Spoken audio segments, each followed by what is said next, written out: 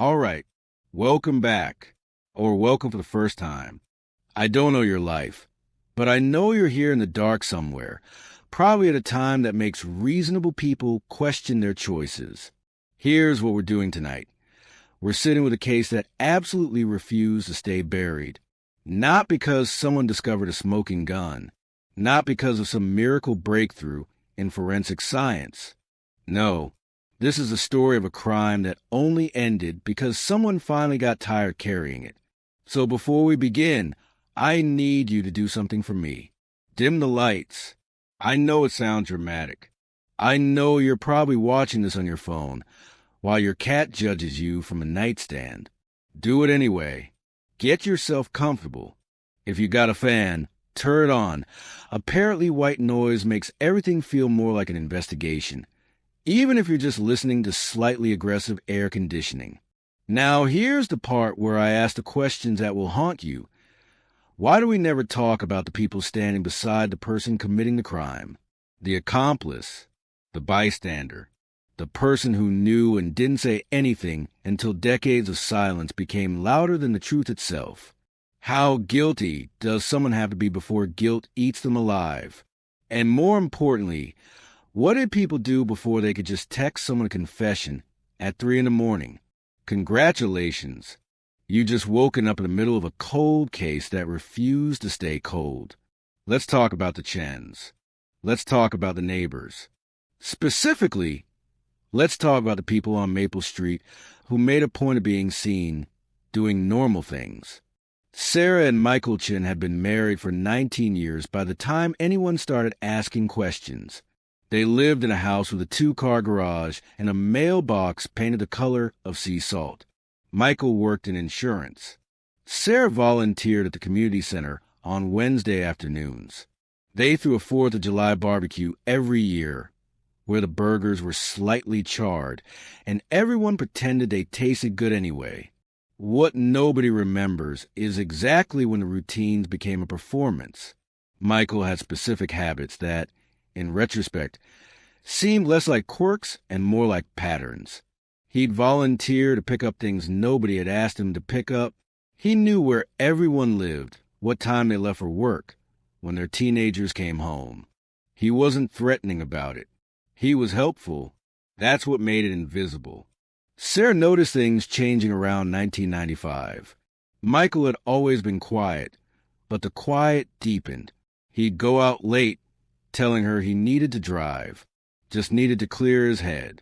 He came back smelling like gasoline and something else she couldn't place. She didn't ask. That was their arrangement, unspoken and perfectly understood. Don't ask. Don't know. Don't have to decide what to do with the knowing. They kept the lawn edged. They attended block parties.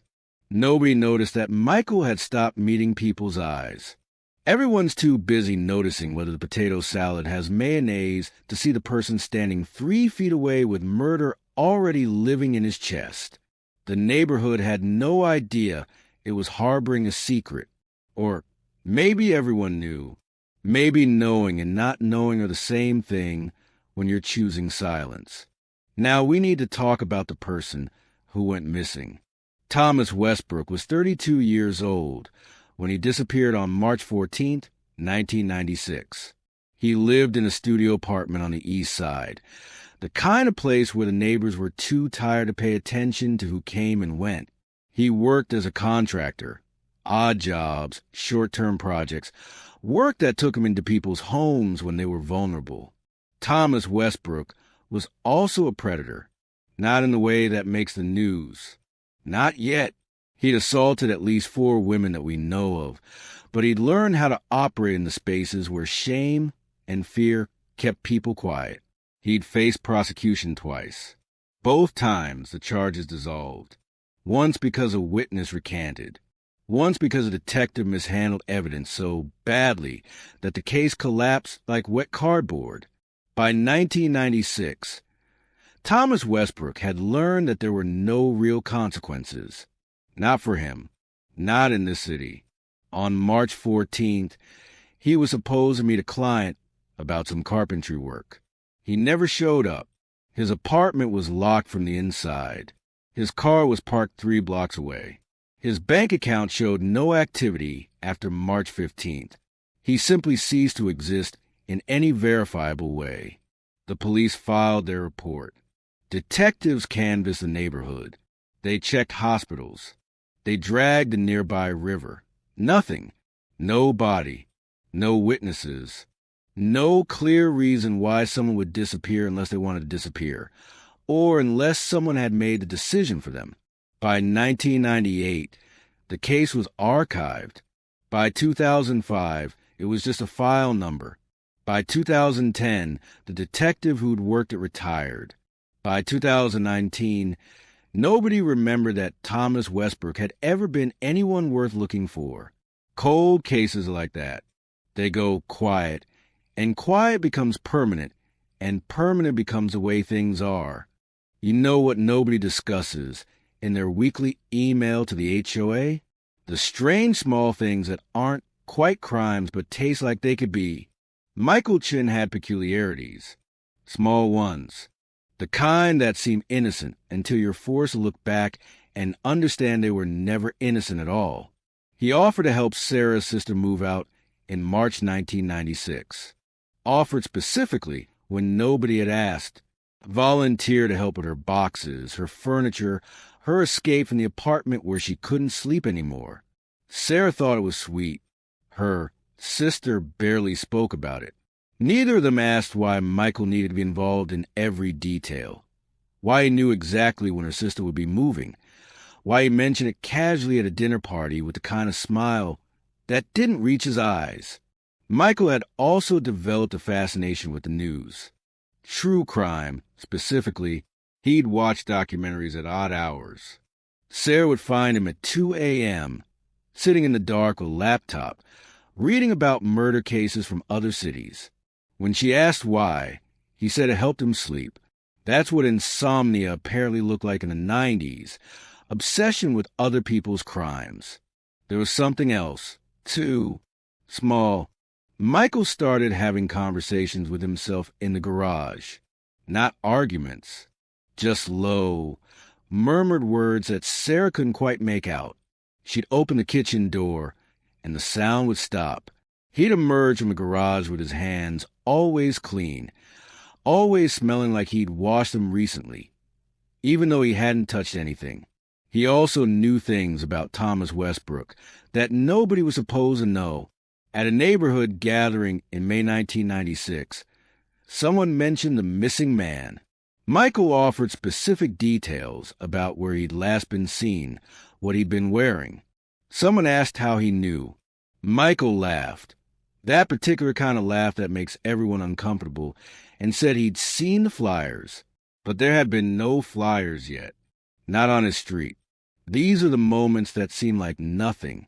They're the static of ordinary life, until they're not. Here's what people don't want to admit. Michael Chen had a reason. His sister's name was Emily. She was 24 years old in 1995 when Thomas Westbrook showed up to fix some drywall in her apartment. She'd hired him through a referral from a neighbor. She was living alone. She didn't lock the door when she heard the knock. Thomas Westbrook took something from her that day. Not permanently. Not in a way that could be easily explained to police. Emily never filed a report. She never told her parents. She told Michael. 3 weeks later, after she'd stopped showering more than once a day and started leaving lights on in every room. Michael's particular kind of quiet rage isn't the kind that announces itself. It doesn't slam doors or break things. It sits, accumulates, and waits. He learned where Westbrook lived. He learned his routines. He learned that Westbrook was planning to contact another woman, a client's daughter, under the pretense of finishing some work. Michael knew this because he paid attention to the world in a way that most people don't. He listened. He watched. He understood the geometry of predation because he was learning it piece by piece from what had happened to his sister. The motive wasn't complicated. It wasn't some grand philosophical stand against injustice. It was simpler than that. It was protective. It was personal. It was the kind of rage that only family can manufacture, the specific, boiling fury of someone who can't fix what's been broken, but can stop it from happening again. By March 1996, Michael Chen had made a decision, not consciously, perhaps not in the way that requires deliberation and planning, but in the way that decisions get made when someone has decided that certain people don't deserve to exist in the world anymore. The question is, did his wife know? Secrets in a marriage work like this. They create distance that feels like independence. Sarah noticed it. She filed it away under things he'll explain eventually. Eventually never came. Michael stopped touching her, not dramatically. He just gradually became someone who was in the house but not present in it. He'd sit at breakfast and read the newspaper, turning pages mechanically, absorbing nothing. He'd sleep on top of the covers, still fully dressed sometimes. He'd shower for 20 minutes at a time, standing under the water without moving. Sarah knew, on some level, that something had shifted. But marriage, long marriage especially, teaches you how to live alongside mysteries. You stop asking questions because you realize that sometimes knowing would require you to do something about it. There were moments when she almost asked. Once in June 1996, when Michael came home and spent 3 hours in the backyard, digging in the dirt, she watched from the window. He wasn't planting anything. He was just digging and filling it back in and digging again. When she asked what he was doing, he said the soil was compacted and needed loosening. She accepted this explanation because accepting it was easier than the alternative. By 1997, Michael had started drinking. Nothing that would raise eyebrows at a dinner party. Just a glass of wine every evening. Then bourbon neat at 11 p.m. while he sat in the dark. Sarah found herself grateful for the drinking because it was an explanation. It gave her something to point to, something that made sense. What she didn't know was that the drinking was guilt. The guilt was Michael carrying something that got heavier every single day. It wasn't violent guilt or melodramatic guilt. It was a specific, suffocating kind that comes from knowing you've changed the trajectory of someone's life, even if that someone deserved it. Michael started attending his sister's therapy appointments, not as a participant, but as support. He'd sit in the waiting room reading old magazines, and when Emily came out, her eyes red and exhausted, he'd ask if she was okay. Emily knew. She'd always known. And knowing that her brother was carrying this weight because of what had been done to her created a new kind of guilt entirely. They never spoke about it directly. Not once. But the silence between them became its own language. A conversation conducted entirely in looks and small touches, and the specific way they avoided certain topics. By 2018, Michael couldn't carry it anymore. Rebecca Okoye was a kind of detective who believed that cases don't stay cold because they're impossible. They stay cold because someone stopped asking questions. She was 34 years old when she pulled the Westbrook file in October 2019. The case had been archived for 2 decades. There was no active investigation, no reason to expect anything would change. But Rebecca had been reading about cold cases that had recently been solved, not through new forensic evidence, but through confessions, through people finally deciding that carrying something was worse than admitting it. She started with what she had: a missing person with no body, no clear motive, no suspects. A disappearance so complete that it suggested either someone had helped or someone had wanted him gone badly enough to do it themselves. She interviewed the original detective, now retired. He remembered Thomas Westbrook vaguely. He remembered that the case felt like it had nowhere to go. But he also mentioned something Rebecca found interesting. A neighbor had called in a tip that was never properly investigated. The neighbor had seen someone, they couldn't remember who, around Westbrook's apartment the night he disappeared. The description was vague. The tip was filed under insufficient information, Rebecca created a timeline.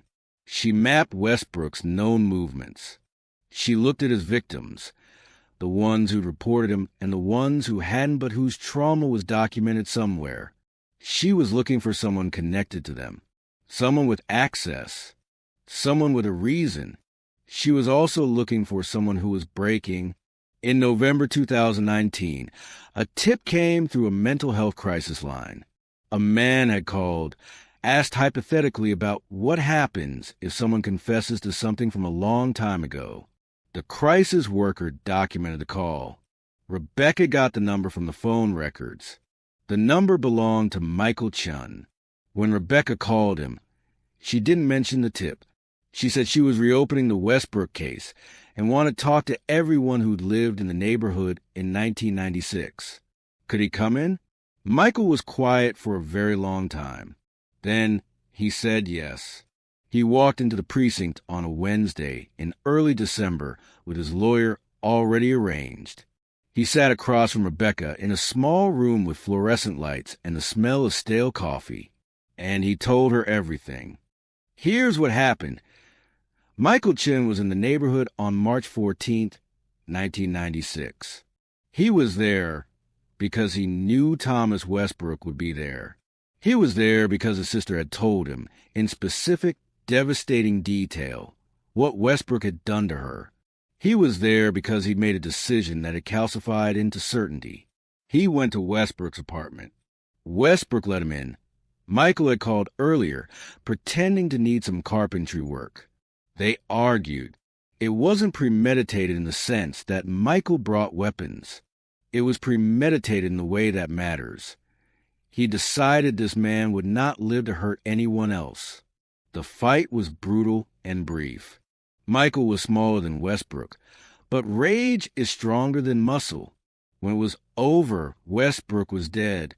Michael sat with the body for hours, actually sat there in the dark, understanding what he'd done. Then he made a phone call. He called his wife. Sarah came to the apartment. She didn't call the police. She didn't run. She helped to move the body, not to hide it, but to place it somewhere that made sense to her. Michael had researched this. He knew about the industrial building on the eastern edge of the city, the one that had been abandoned since the early 80s. They drove through the night. They carried the body down into the basement. They left him there and they drove home, and they never spoke about it directly. But they both knew. The body was discovered in 2014 by scrappers exploring the building. By then, identification was difficult. Thomas Westbrook was identified through dental records and circumstantial evidence. The case was reopened, but there were few leads. 8 years had passed. The trail had gone cold. What neither Michael nor Sarah understood was that guilt is a living thing. It doesn't decay. It doesn't fade. It just waits, growing heavier with each passing year, until finally the weight is unbearable, and the only way to make it lighter is to tell someone. Michael confessed fully. The evidence, when they looked for it, confirmed everything. DNA recovered from Westbrook's body. Michael's presence in the neighborhood that day, corroborated by a gas station attendant who remembered him buying coffee at 3 a.m. His sister's medical records from 1995 documenting her trauma. Everything connecting to everything else. Sarah was questioned but ultimately not charged with anything. She'd acted under duress, legally speaking, and her primary crime was love. Protecting her husband because he protected her sister. Because they decided together that some truths matter more than laws. Michael Chen was convicted of manslaughter. He accepted a 15-year sentence. He's eligible for parole in 2034. His sister, Emily, gave a statement at his sentencing about what it meant to have someone in her life who had tried to protect her, even if the method was wrong. Sarah divorced him, but not out of anger, out of necessity. She'd spent 23 years carrying his secret. The divorce was her way of setting it down. Thomas Westbrook has no grave. He's buried in the basement of an abandoned building, undisturbed since Michael and Sarah left him there.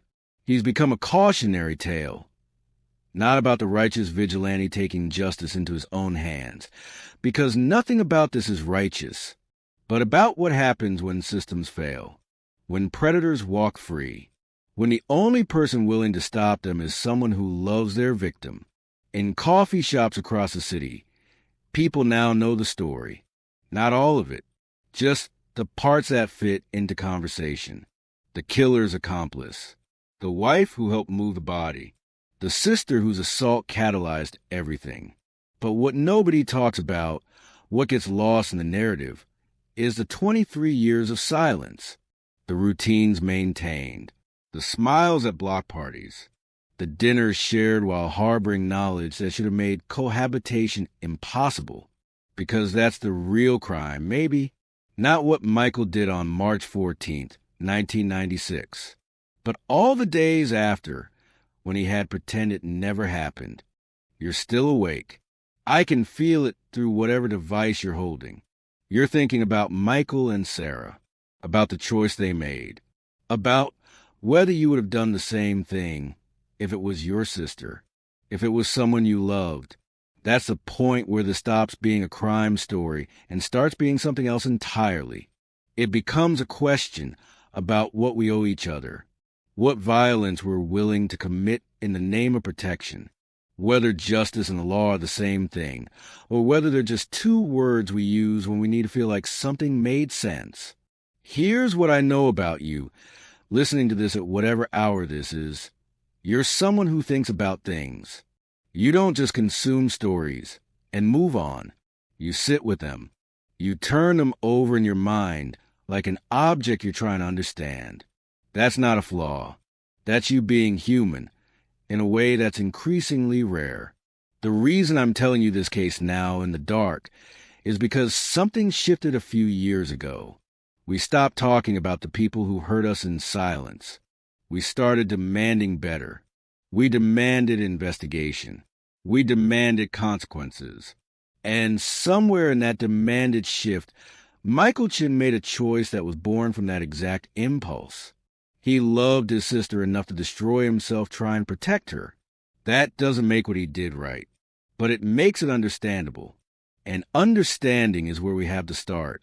Sarah's out there somewhere. Michael is still in prison, in a cell, thinking about the last time he saw his sister. Emily is living her life, carrying the weight of knowing that someone loved her enough to commit violence for her sake. That's its own kind of damage, its own kind of survival. You're going to sleep soon, hopefully. You're going to close your eyes, and maybe you'll dream about basement buildings and cold apartments and a specific way guilt feels when it's been sitting in your chest for nearly a quarter of a century. Maybe you'll think about the people in your life who would do something like this for you. Maybe you'll recognize for the first time what that kind of love actually costs. That's the real story here. Not the crime, not the investigation, but the people left standing in the aftermath, trying to figure out how to keep living in a world where the person you love most is also the person who hurt you most. Modern life protects us from a lot of things. We have locks and alarms and police and systems that supposedly prevent this. But what we can't protect ourselves from is the people we love choosing to cross a line they can't uncross. What we can't prevent is being transformed by someone else's choice. So thank you for spending this time with me. Thank you for sitting in the dark. Thank you for thinking about things most people would rather not think about. That kind of attention, that kind of willingness to engage with difficult truths is what separates us from people who hurt others without hesitation. Before you close this, before you drift off into whatever sleep comes after a story like this, I want you to do two things. First, comment below and tell me where you are right now. Not your address, just your city. Just so I know who's out there listening. Second, if you genuinely enjoyed this, if it landed for you the way I hoped it would, like the video, subscribe if you want more nights like this. Share it with someone you think needs to sit with hard things. And maybe tomorrow, when the sun's up, reach out to someone you love and tell them you're grateful they exist. not because you think something bad might happen to them, but because something bad might happen to anyone. And the only thing that makes that bearable is knowing we're not alone in surviving it. Sleep well, or try to. The real investigation happens in your dreams anyway. We'll talk again soon.